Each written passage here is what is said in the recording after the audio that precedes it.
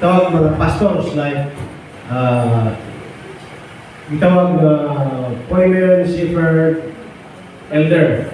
So ang congregation magpili o si pastor o isa lang sa mga elders. This is the pastor and deacons may govern together and thus function like a government of plural elders. Mani usa ka pamaagi sa other congregationalism, and many Baptist churches are like this. Mga deacons o ang pastor usa ka level unya si pastor uban dito o sila ang magdumala elder-led congregation. Ang uban naman lahi si deacon, si pastor o deacons o muna siya, okay? So, magkahalin ito si deacon, si pastor o si deacon o ang congregation mo nagpili nila. Ano yung St. Baptist Church? Okay? Ang usa na po is this, plural elder. Ang congregation nagpili ng mga elders. Ang usa diha, si pastor. Now remember in the New Testament, duha ka klase ang governance na ay gitawag. Congregationalism, ang usa is elder-led, meaning kita na nga-speak kasi sa ato nagpili lang ta nga mga mahimot ang congregationalism dito elder-led. I asked Dr. Marcos dito sa Texas in Pania, what do you do with churches ni elder-led na karoon siya? Di na sila one pastor-led. Ang tubag niya sa ako, autonomy. Pero wala ko nagtumag dahil but one is sa elder, ang congregation are led by elders. Si pastor o banag to. Okay? And then, may isa pa.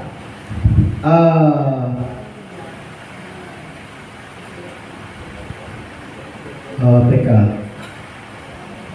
So, there are actually umoni atong masimbahan sa kanila nagagpo nga ang ilahang pamaagi is kini. Like, for example, pinasimbahan sa Second Baptist Church, 64,000 ang members. Saddleback Church, wala pa mga si recorded, 54,000. Then sa Princeton Wood, 45,000. Elder-led sila. And then, Bellevue, Congregational. First Baptist Church, Congregational. First Baptist Church, Congregational. Sa ato mga big churches, duha ang mga elder-led. O mao nilang pamagi. Ang argument nila is, well, being an elder church is in the Testament, so we were not called as a traditional Baptist, but we are still a Baptist. So wala sa bigay pa, wala sa sigaway. And then the one is like this, for example, corporate board model of church government.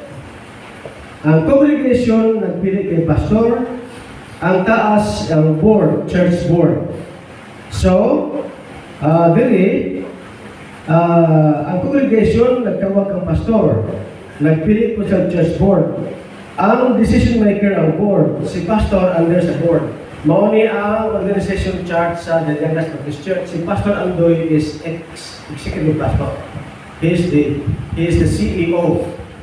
He served the deacon, so to speak. He is under the board. Pero ang board nagpili sa iyaha, itawag sa iyaha. Ang church nagtawag sa iyaha. Ang church nagtawag po sa board, nagpili po sa board. And si Pastor Andoy is under the board. He is the CEO. Correct. And they claim some Baptists, somehow nobody complain from ang pod. Ang usa na pod is walay tanan ko pareho na. So, wala ko'y nakita na Baptist Church nga kanang may presidente. Hindi na. Siguro sa Mindanao, upat ka po, kapag nag-ibulan na church na presidente. So, dili bahin sa atong tradisyon ang may presidente. O mga weird sa ato nga simbahan ng Baptist, may presidente. So, hindi po kumukundama na. So, mana to? Probably will see, well, ano mo, decided, I don't know. So, ano lang. So, there are at least three major ways of major narao. Ang Second Baptist Church, congregational. Saddleback, elder-led. And then, Priesthood Wood, elder-led. Mga SB na ha, mga mega church. View, congregational. First Baptist Church, congregational. Bird Baptist Church, congregational. First Baptist Church, congregational. Orlando, congregational. Cross Church Central Leadership Team.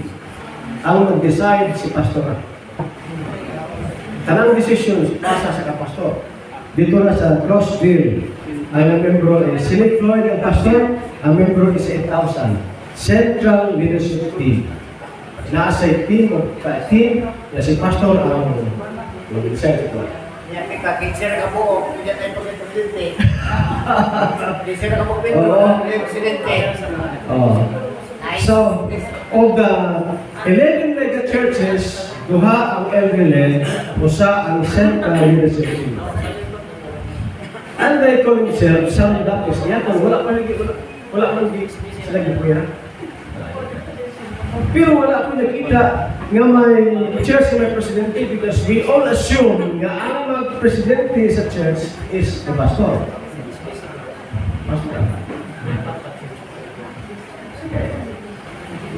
So, dili ko mga tulis sa mga tulis. Dili ko mga tulis sa mga question ba? Basta kayo wala mo nakita lang. Sa ako weird lang, may presidente mo rin. Sa study dito, Pastor, wala, nag-picture mo kaya tulog ka model ng internet o niya sa to, congregation o leadership team. Asa may more effective ani musibok yun sa kasagaran na ito mga congregational. Okay. Most SB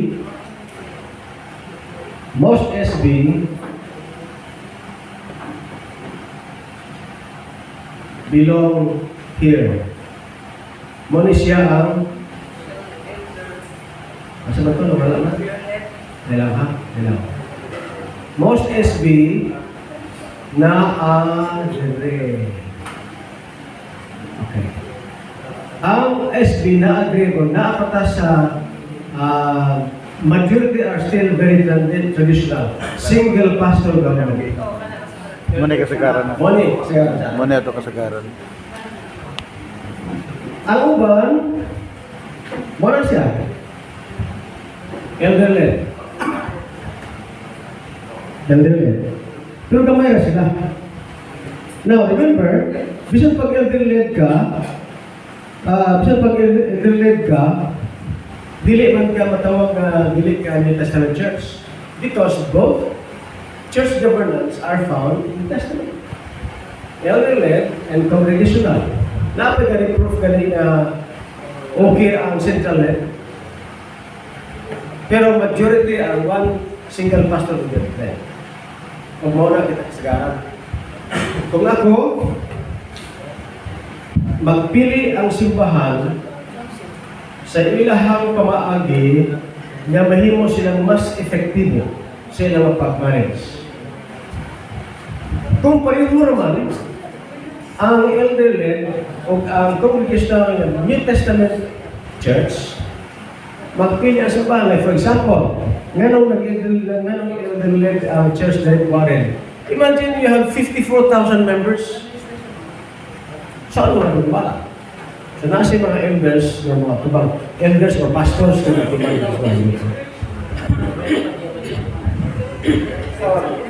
pero di po ko mababag kung elder-led. Di po ko malipay yun na kung tananta congregational, pero di ko mababag kung saan sila elder-led.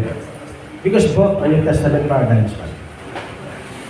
Kung tanong, isa may tabo sa local church, una isa presidente. Isa may tabo sa local church, una isa presidente. Dili ang puna pantir, no? Dili puna palangit. Halimbawa kibali. Kung sa local church, malipay sa pastor, wala po presidente, siya may tabo sa church. Happy ba? Sad ba? Kung ako, I will encourage pastor na ibalik ko yung naman. mabalik din siya sa atong tradisyon bilang SP. Because ang concept is the church, Jesus is the head, and the pastor is the elder shepherd. All the elders are elder shepherd. So I would encourage you to go back to. Look, if I may, Ano na? with due respect sa mga kuwan ba, sa mga pastor, dapat mapagod sa convention ka na sa PSU. Hindi ka nung na 50 years ay sa church na. Okay. Pinamala ko lang magkuhan sa posisyon na ito sa serkwa. Kasi wala ko sila kapatid. Ay ang sitwasyon, hindi dapat generic ang ilahang puntakin or panahon. Natay posisyon, bitaw sir. Siguro, muna sila kung pagkakaroon. Maghimo na lang ang condition of kanang position paper para wala confusion. No? Isang kadong po, dito pa dito kay pasagdan ako na. Sa ato pa niya ako. Na ang kasagana, di na lang ang palistro. Pero kung ang pagsabot mo sa presidente is sama sa pagsabot mo sa pastor, pwede ko dihan mag-play, pero kasi nga pag-president lahin, hindi presidente yung term sa pastor. Kaysa akong naobserbahan na yung mga buhay, lalakalit ko ng pangalan. Dili sa among area, ay simbahan, dili nga ang membro hawag pa sa pastor. Pati nga niya ang pastor pag magwali, pag bisita na siya kasama sa membro. Sato pa, critical din siya muna siya printing. Kanang-ganihan, membro lang, pero kasama pa pastor. Labi nagpasabot gani gamay. Buto lang ang pastor pag niya, hilak-hilak na. Karakter problem na. Wala kilabutan sa posisyon ni Critical din President. ko na yung Karakter problem.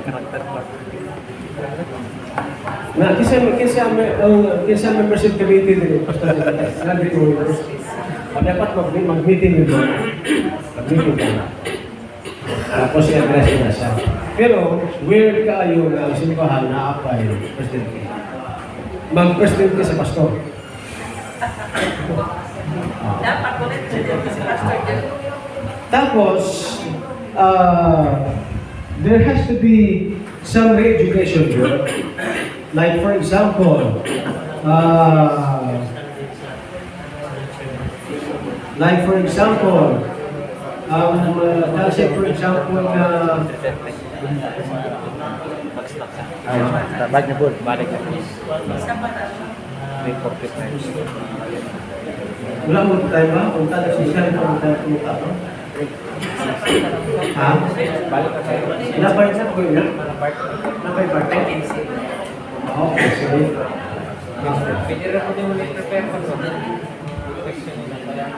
Pwede po, ibang ba dito?